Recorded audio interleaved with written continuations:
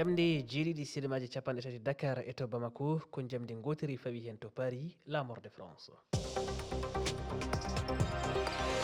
Moussa Oumar Bari. Sénégal ngam haɓade lutiyankagu e nder leydi ndi hanki depteɓe gooti sariya o e keewal o sariya patuɗo e sembinde walla tittinde yaggine e kaso faade e lutiyankagu so tawi o sariya gotaɗo lawƴinama kala tumaɗo lutiyankagu ina wawi fawde duuɓi 5 ha duuɓi 10 kaso. To Mali ngakkere kuɓɓa mawde ina teska e nder Bamako lamorde leydi ndi e nder jogay station ngaji joguiɗi kuɓɓam keewal yimɓe woni ko wiyete e majji won hen ina jooɗo balɗe taw ina kori hebde kuɓɓam e ɗin station ngaji ma en gartu hen.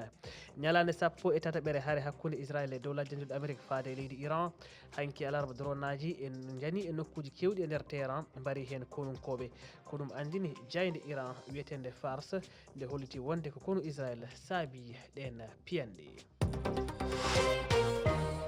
tedduɓe on calminama bisimilla moon e kabaruji ɗi e fuɗɗode majje. Sénégal hanki sarriyankoɓe leydi ndi gooti sariya patuɗo e sembitinde walla tittinde yaggine kaso faade e lutiyankagu so tawi o sariya gotaɗo lawƴinama kala tumaɗo lutiyankagal ina wawi fawe duuɓi 5 yaade duuɓi 10 kaso kono kadi yobde amande fodde million ji 10 kalisi CFA hayso yewtere nde jutino e nder ndu suudu kono nde yano artuno wattidi ko wotede ko sarɗiyankoɓe tato tan kofi hen juuɗe mabɓe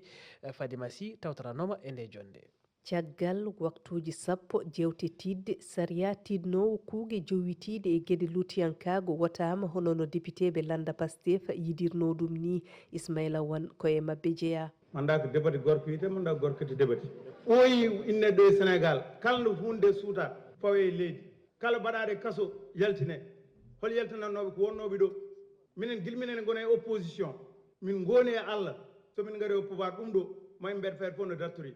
haɗo loi o waɗede voté onon jii kala wonnoɓe e oɗo caahan nen nawe kasoji te ko yeeso ɗum faya ɗum ɗon noon ko président Ousmane Sonko o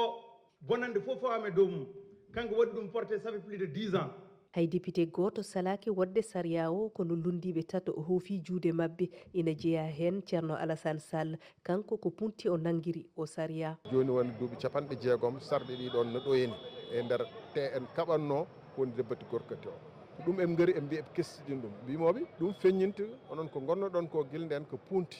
saabu sen keɗanoma kalanɗon ko woni Sénégal koko wallanno ni walla renanno ni mbaɗannoɓe ɗen bone